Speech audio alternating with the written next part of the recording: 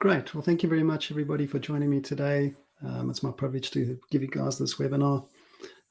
Just a little bit about me. My name's Rod Russell, and I run the local branch for Admatic here in New Zealand. We're very much a performance digital ad agency with offices here in New Zealand and in Australia. I've personally been involved with digital marketing since 1999, believe it or not, giving my age away, when Google was not the top search engine. I distinctly remember the top search engines back in 1999 being the likes of Dogpile, Excite, Ask Jeeves, and it was only by chance that the IT manager of the online newspaper that I started with pointed me in the direction of Google and said, "Hey, you guys you got to try this. That's the best search engine out there." I've been running Google Ads campaigns for over 10 years now. I've been involved in the platform, and it's been really cool to see how things have changed over the last decade or so. I'm also very fortunate to be able to facilitate the Google Ads course for the Marketing Association. So here's the only hard sell that you're going to get today. And it's an awesome course, if I don't mind saying so myself. And whether you're a marketing manager who wants to have better conversations with your ad agency, or if you want to get in there and actually make changes and learn about the platform to make the changes yourself, it's an awesome course. And we've had some really, really good feedback, each and every one of them. So I just strongly encourage you guys to join it. And we've got one coming up in Auckland. There's one in Christchurch, Wellington, and there's also an online version as well. So what has changed with Google Ads over the last year, decade? The truth is a lot's changed. And while there's a lot has changed, the direction of the change is very, very clear. What used to be all about the keyword and precise targeting around what keyword and precise data around the impressions, clicks, cost, search terms. You used to have so much precision with Google Ads, which people use to their advantage, and they use that to structure their campaigns. The momentum's totally changed now. It's less and less about precision, and it's more and more about the audience, and not necessarily so much about the search term, but more about the actual audience behind the search term, and allowing Google's smart bidding and algorithms to play more of an important part in that. So what used to be like a mentality of man against machine with search marketers, it has to fundamentally switch now, because machine learning is getting so good and Google Ads algorithms are getting so good. It just makes sense to actually lean into automation and to embrace it, and to embrace machine learning.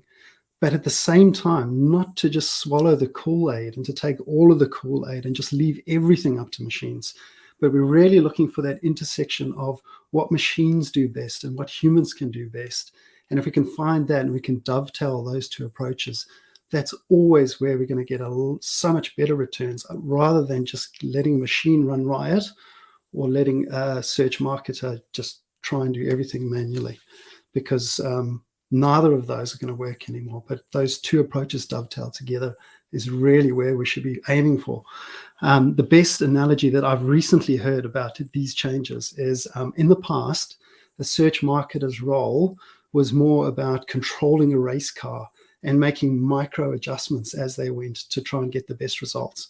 Now it's about interstellar travel, and Google's AI and machine learning is the spaceship, and you as the search marketer are there to control it, and not to, you wouldn't make micro adjustments going warp speed with a spaceship, would you? But you are there to control it, and that's where you're going to get the best results. So on the left-hand side, I have got what we can do as humans, search marketers, and on the right-hand side, I've got where Google's moving at an absolute rate of knots. Broad match in the past used to be a sure way to waste your budget and to waste money. But broad match is getting better and better and better when it's coupled, and here's the really important part, when it's coupled with with smart bidding and responsive search ads. Broad match has got a raft of signals now that the other match types don't have, and we would be very, very silly to not lean into this and to really test it and give it the best opportunity to do what it's promised to do. But on the flip side of that, also what we shouldn't do is just let broad match and smart bidding run amok. But on the left-hand side, what can we do as humans? All right, so the three-legged stool that we have at Admatic and that I'd really encourage you guys to focus on, and how I'm going to try and structure these changes as I go through this presentation is all around this three-legged stool and what we can do as humans. So on the far left, we've got structure. So what do I mean by structure? How you structure and theme your account has got to be one of the core pillars of everything that you do. So from a structure point of view, one of the most important things that you can do is to ensure that how you structure your campaigns, you've got a clear separation of branded search, people looking for you, generic search, people looking for the products and services you offer, and competitor search if you want to do it. But you have to structure your campaign in that way, because one of the most common things that I see all the time is that branded search is kind of interwoven with generic search, and it's artificially inflating conversions, and it's just destroying all the good work that you try and do to actually generate new business for a client or for a company. So that's vitally important. The second one is theming. So now it's about just actually creating themed ad groups where different keywords live together in the same ad group, but they actually aid each other and they aid the bidding algorithm to generate context and find out what's going on and find out the types of keywords that you want to target for that ad group. The other thing is around data. Data now has become absolutely critical. If machine learning is to do what it needs to do, and if you're going to get the best results from your campaigns, the data that you feed the algorithm is paramount.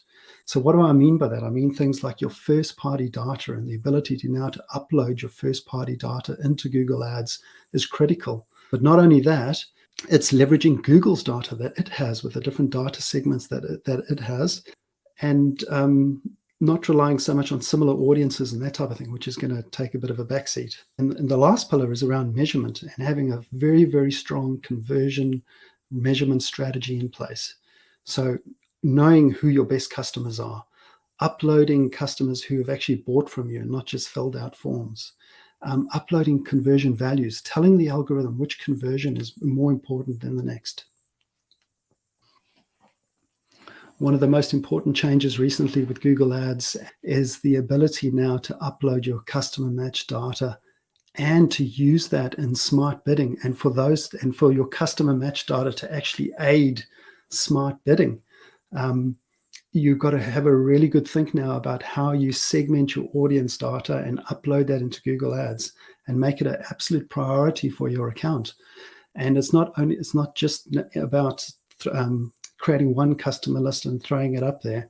Think about how you can segment your audience data with the knowledge that you should have about 1,000 people in a match in an audience to get good results. But how can you segment your own customers to give different segments and those different audiences as signals to the bidding algorithm to say, okay, well, this is what good looks like. These are the people we're after. Go and get them. Go find some other ones. And this is an additional signal that you can give to Google Ads, which is an awesome thing, because this is data Google Ads wouldn't have by itself, but it's data that us as humans and as marketers can upload into the platform. And there's a Zap for that. So to make it easy, I know you guys are probably rolling your eyes and thinking, oh, smoke, I've got to upload customer, I've got to keep these customer data lists current. Well, there's actually a Zap for that, and you can use Zapier to keep the lists current and ensure that your most up-to-date customer information is in Google Ads. All right, so the next really important change that's happened recently is similar audiences are going to go. And similar audiences, I'm sure most of you are familiar with similar audiences, but in a nutshell, a similar audience is very much like Facebook's lookalike audience. It's basically your retargeting audience on your website, but they haven't been to your website. So it's looking for people that look just like your retargeting audience that haven't yet visited your website. So a very, very important signal that you could leverage across both search and display.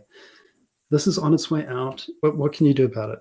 This is where your customer audience list comes into play. So we're just talking about customer audiences. You upload that into Google, And what you can do from a display point of view is you can tick a section in display to say used optimized targeting. So optimized targeting expands an audience, whether it's your own customer audience or another audience that you're using on Google. It uses that as a base and then expands from that to find people who look like it and who where it might get conversions around the edges of that audience that you've uploaded. So again, another very, very important reason why you should be thinking about first-party data. While we are on the subject of optimized targeting, two things. Optimized targeting is going to be a default setting for any of your display campaigns. So on the as an example there on the left-hand side, when you create an ad group in display and you select, say, for example, life event is starting a business soon. So Google's got all data on people who are likely to be starting a business soon. If you just left it at that, audience targeting, audience optimized targeting would be on by default. So what I would always recommend that you do is to trial it. I've seen good results with optimized targeting. I've seen bad results with optimized targeting. But if you don't actually sit there and run an experiment, you won't know. So what I always recommend people do is to create two ad groups, identical ad groups, have one ad group with no optimized targeting and another one with optimized targeting turned on, and see how it goes. The other thing to be extremely aware of, and I find this in most accounts that I audit, when you've set up a retargeting campaign or a retargeting ad group in Google Ads, quite often people have forgotten to turn audience targeting off. So that red example there on the right-hand side was supposed to be doing retargeting, but as you can see, $6,800 went towards optimized targeting and expansion, and only $1,000 went to retargeting. So totally against what was trying to be achieved in that with that campaign. So some best practice for you for search campaigns. You should be leveraging Google's own audience data with your search campaigns. So it's not so much just about the keyword anymore. It's not just what the person searched for. It's the person sitting behind the keyboard and their interests and the things that they're interested in, the audiences they fall into. And what you can do is you can actually leverage those and put those audiences into your search campaign. The important thing to note here is when you put these audiences into your search campaign, it's only giving you the option to actually see and to monitor them and to see how they perform. It's not giving Google any additional leverage to make it smarter. Google's already got all those audiences, obviously. But what it does allow you to do is to see how those audiences perform. So here's an example here. I've got a plumbing client, and we added these audiences into the campaign. And as you can see, there's some very interesting results here because there's an in-market plumbing category at the bottom on the left-hand side there, plumbing services in market. And look at that cost per conversion and the conversion rate for that versus the do-it-yourselfers audience that is also in that campaign. So why is this important? It's important because you want to see how these guys perform. You want to see how these audiences perform. And you want to make sure that if you were to exclude an audience, which you can do to make your campaigns more effective, that you've got some solid data behind it and some reasons behind it to ensure that you don't exclude something that kind of you think, oh yeah, do-it-yourselfers, they're going to try and fix their plumbing themselves, so I'm just going to exclude them. But by running this experiment, you can actually use the data to make an informed decision. However, the caveat to that is if there's an audience that's absolutely, the client doesn't want or you don't want, like for example, with plumbing with this guy, he didn't want renters because renters from a plumbing point of view were just a pain in the bum. They had to go to their landlord and ask for permission and all that kind of stuff. So we could just comfortably exclude renters right from the start, regardless of whether or not they converted well. Right. One of the places, though, where you can actually aid the algorithm by using human intelligence and what you know about your business or your client's business is by creating what's called a micro audience.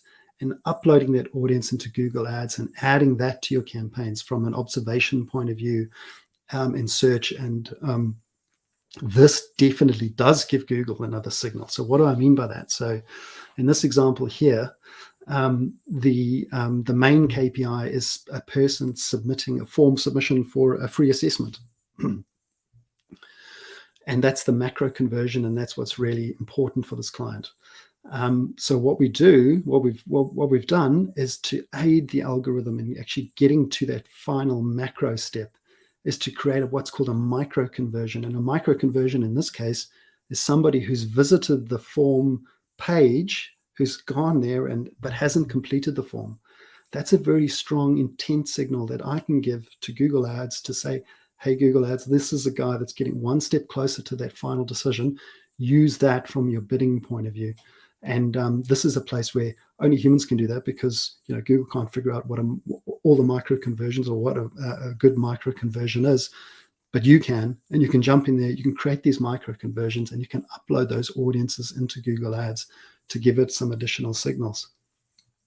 When it comes to location and audiences, a recent change last year that I picked up is in the past, from a location point of view with Google Ads, you only had the ability to target Auckland as a city, or in New Zealand, you could only target cities, and you could target some neighborhoods, and they were very random, like Waitakere and that kind of stuff.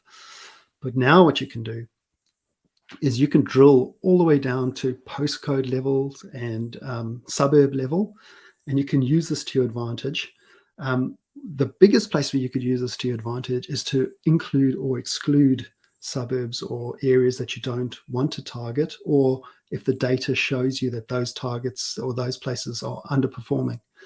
And especially if you're losing search impression share to budget. So especially you can make these adjustments to your campaigns, especially when you don't have enough budget to get all the search impression share that's out there. Use these signals and use these audiences to refine your campaign to make sure that you're only going for the most qualified traffic. This, I don't actually know why this change was made, but in the past, you could log into your Google Ads account, and very importantly, you could see on the left-hand side there, you could choose an option that said user location report. And what did that tell you? That showed you where the users were actually located that clicked on your ads, or that where you had impressions with your ads showing up. And quite often, you could identify and exclude areas where you weren't supposed to be coming up despite your best efforts. Now, a recent change with Google Ads, that option's gone. So now if you go into Google Ads, you can only see matched locations that are in the same country that you're targeting.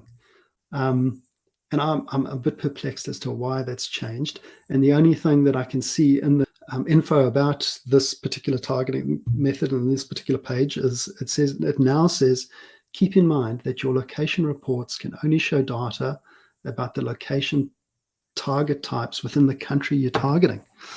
So, all right, so that level of visibility is gone. And personally, I think that's a really bad one that's gone, because that helped you refine and ensure that you weren't wasting budget. So what can you do about it? Here's a real life example. For this, and I use this because I knew that there was wasted spend here previously. So I looked back at a campaign that was supposed to be targeting Australia only. And at the top, we're looking at Google Ads. And at the bottom, we're looking at Google Analytics. So now in Google Ads, as you can see, it's only showing me Australia as a matched location. But if I go into Analytics, I can see that there was nearly 15% of wasted spend in other countries that we picked up and we changed and we rectified. But now, if you didn't know about this change, you could just potentially think that there's absolutely no waste from locations. But unfortunately, now what you have to do is every now and again go back into Google Analytics, go to your source medium report and check it to ensure that your settings are correct and that you're not wasting spend. And how can you best combat these changes? One of the first things that you can do, and one of the most common mistakes that I see in a Google Ads account, is when you actually set your location, your location for your campaign, there's a little drop down that you have to physically click on to see and to change the settings. So by default, when you select your location, by default, it's that top one over there, presence or interest, people in or regularly in, or who've shown interest in your target locations. So that means, somebody in India who's potentially interested in tutoring in Auckland, as an example, would see that or could see that. So if you want to change it, you want to combat it, you always want to change that default setting to the middle one, which is presence, people in or regularly in your target locations. The other thing to do is to use Google's exclusions. So you can actually exclude areas. So it's not just about the areas you want to target, but the areas you want to exclude as well. So if you have a look at that screenshot, you'll see that this is for a franchise organization. They're situated in Thames. That is definitely their target market. So what I can do is I can set up some targeting in that area, targeting suburbs and radiuses and that kind of thing. But then to ensure that there's no waste, I've excluded Auckland City, Northland, and all the areas and the regions around it to ensure that there's no waste, including Australia. That's a no-brainer. You always want to include Australia as an exclusion to ensure that there's no waste. Okay, so that's the audience side of things. The next thing that I want to talk about is enhancing your conversions. And this comes into your conversion management side of things, into your conversion measurement strategy. There's now this thing called enhanced conversions, and it's becoming more and more important to ensure that this is set up properly in your account. So what is enhanced conversions and why is it important? Well, with the reduction in the usage of cookies, tracking conversions and attributing conversions correctly is becoming more and more difficult. And with the fragmented use of people and how they use different devices.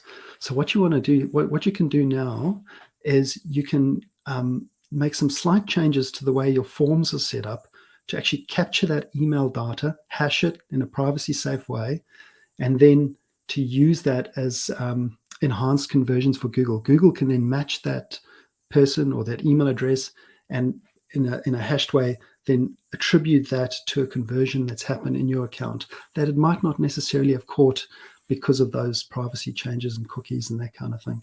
And from what the Google reps tell me, there's on average, you can expect to see around a 10 to 20% uplift in conversions by setting up enhanced conversions. So from an attribution point of view, it becomes very, very important. Little known addition to that is what's now called enhanced conversion for leads. So if your primary KPI is lead gen, this becomes a real big weapon in your arsenal. What you can now do is you can actually upload your actual sales data or your actual converted data, the people who've actually become clients or leads within your business, and you can upload that into Google Ads, and then that becomes a conversion point that Google Ads can use to say, all right, let's see if we can match those same people to the Google audience, the Google account data that we've had through the Google Ads campaign. And if it does, then that can correctly attribute activity in Google Ads in your prospecting campaigns or your generic campaigns or whatever it might be, and give that as an additional signal to the bidding algorithm to say, this is what success looks like. And what's really changed here is in the past, you used to be very reliant on what's called the GCLID and using that to pass that information through. And only very few CRM packages had the ability to do that, Salesforce being one of them. Now, through this, which again is just a slight tweak to the way you organize your form and uploading this data into Google Ads, you can bypass all of that and get this very, very valuable information and this valuable conversion data back into Google Ads to power it. The other thing that's become very, very important with Google Ads and where everything's moved is now responsive search ads. So expanded text ads are absolutely gone burgers, and responsive search ads are the new norm for Google Ads. And it's a very, very powerful way to structure your search ads. What it does is it can combine up to 15 different headlines and 4 different descriptions. And it can mix and match these descriptions and headlines based off of the keywords that are in your ad group and what the person's previously searched for, and a whole raft of other of signals. So it's definitely something that we have to get good at, because it's our only option, but it's a really good option and it's a really good improvement. But one of the things that people come unstuck is this thing called ad strength, and thinking that they have to have an excellent ad strength to get the most out of responsive search ads. That's not the case, and I'll show you an example. Here's a recent experiment that I ran, and it's a very good example of what I'm talking about. There's a responsive search ad with the ad strength of excellent, and another one with average. And what you can see here is you can see that the excellent one is actually underperforming from a conversion rate point of view and a conversion per impression point of view. And the excellent one is also underperforming from a click rate point of view. So on both of those scores, it's actually the loser. So it just goes to prove that you don't always need to have an excellent ad to get the best out of responsive search ads. The important thing here to note is that if you do want to run an experiment with responsive search ads, you really have to have the same score, the same ad strength score for both ads to get a really good experiment going. Because even if you set your setting to try and give the two ads the same kind of weighting in the ad group to ensure that they run equally, Google will always prefer and will always serve the one with the excellent score more so than the average one. So that's something to bear in mind. I've come up with this with a formula, though, to help you structure your Google ads, also your responsive search ads in a way that tries to get an excellent score, but also uses what humans know and what we know through experience that works best from a Google search point of view. And if you hit me up after the webinar, I'll share the spreadsheet with you, because it takes into account things like the character count, and it allows you to use that and to ensure that you don't go over character counts and that kind of thing. So the way I've used it, and the way that I'm finding is working really well, is that you utilize all 15 headlines, and the top 5 ones are all about trying to match the keywords that are in your ad group. Because what we know from a Google Ads point of view is the headlines, if your headline number 1, if the first headline in your ad matches what the person searched for, and it sends it to the person to a page that's all about what they searched for, that's actually what stops them in their tracks and gets you the best results. So you always want to have at least 5 headlines that match what the person searched for. Then you can have three or so, and look, this is not an exact science, but this formula just tries to help you think about how you structure your responsive search ad. Then the next thing that you want to include is 3 different themes or angles or features or benefits or unique selling points about you and your product, and how you want to position yourself. And then a couple that actually qualify the person. You know, is this person in the right area? So you can have something like the location in the headline. Like in this case here, I've got Auckland course location. Or it's created for marketing managers. Those are there on purpose because I'm using those headlines to kind of qualify the audience and to show that only someone who's relevant to that ad actually clicks on it. And then other things like price, promotions, offers, guarantees, that kind of thing. It's really important to mix those in as well. And then last but not least, never forget about your calls to action. One of the things that you can trial with this, and where I've had some success, is if you actually pin the first five headlines, because those are the ones that actually match what the person searched for, and then you run that as a trial and see how that goes versus an ad that's totally unpinned. You must be living under a rock if you haven't heard of or played with ChatGPT. Here's a really good example of how you can use it to improve your headlines. What I did here is I took one of my headlines, which Google was telling me was low, boost your child's math skills. And I put that into ChatGPT and I said, okay, please, can you write 3 new headlines that are more appealing and engaging than my current headline? And I gave it instructions around being under the character limit for Google Ads. And those are the 3 that it gave me. So excellent starting point, but let's not leave it there. The next place that you go to is this a website called the Advanced Marketing Institute, and it actually has a headline grader where it can actually grade your headlines. And as you can see, my original headline had a score of 20. Math Mastery Made Fun has got 25, and the Transform Your Child's Maths there's nothing there. So you can safely cull that one, swap out the headline, boost your child's math skills with Math Mastery Made Fun, and you're using AI and data to power those decisions. PMax. So PMax, again, you must have been living under a rock if you haven't heard of Performance Max. It's a new campaign type coming out from Google where it actually combines search, display, YouTube, Gmail, and Google Discovery all into one. And instead of it giving it keywords to target, you give it audience signals, the types of audiences that you want to go after. And Google uses that as a starting point and the conversion data that's in your account to then go out and to try and find conversions across search and Gmail and display and video, etc. And on the face of it, it's got a lot of promise. And on the face of it, I've seen some really good results. But then when you dig a bit deeper and you dig underneath the surface, there's been one major flaw with PMax. And it's the flaw is in the actual algorithm itself. And this is another reason why you need humans and algorithms working together, is because the bidding strategy that PMax, up until very recently, the only two options it had was maximize conversions and maximize conversion value. So by default, as an algorithm, it's obviously figured out that the place it can get the best conversions, or the place where it can maximize conversions, is if it actually targets the brand name. So here's an example, and it's something that I'd encourage you guys to go and do if you're running PMax in your accounts, is to actually dig into the insights section and have a look at the search category and see how much of PMax budget's actually been wasted on branded search, and ensure that you cut that out. And to Google's credit, they've listened to the industry and they've actually listened to us, and they've made some awesome changes with PMax, which is going to make it even more effective and better value, because there's no point in just chasing your brand with PMax. If you're going to go for your brand, and I think there's a really strong argument why you would target brand, do it purposefully, do it in its own search campaign, put effort into it to minimize the cost per click, and to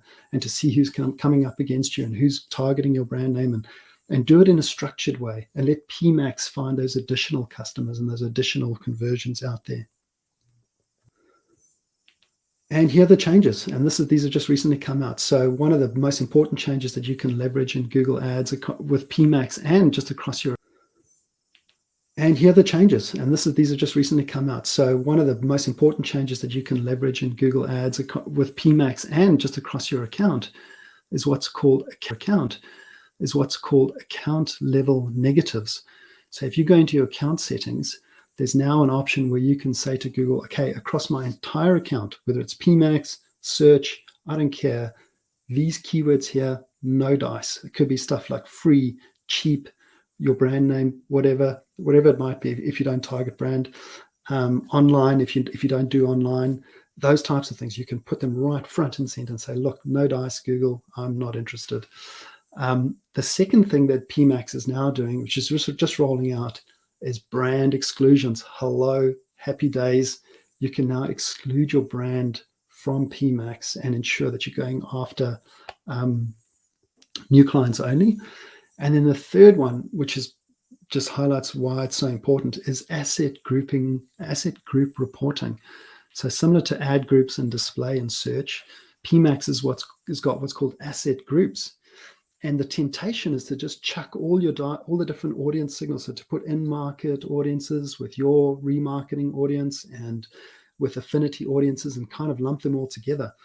But I've been advocating for separating asset groups out based off of different audience types, and I've got a whole structure on how I do that, as well as one asset group that's combined. It has all the audiences combined in it.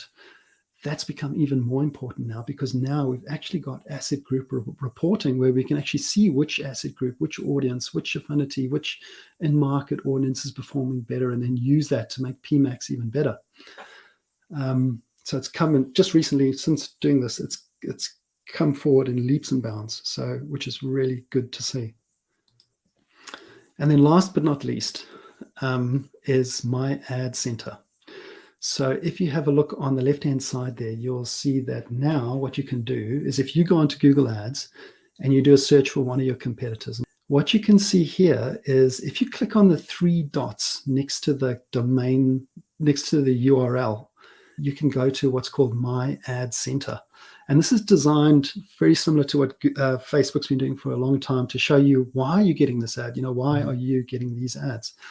But as a marketer, what it actually allows you to do is to see what ads those competitors are showing in New Zealand or other places.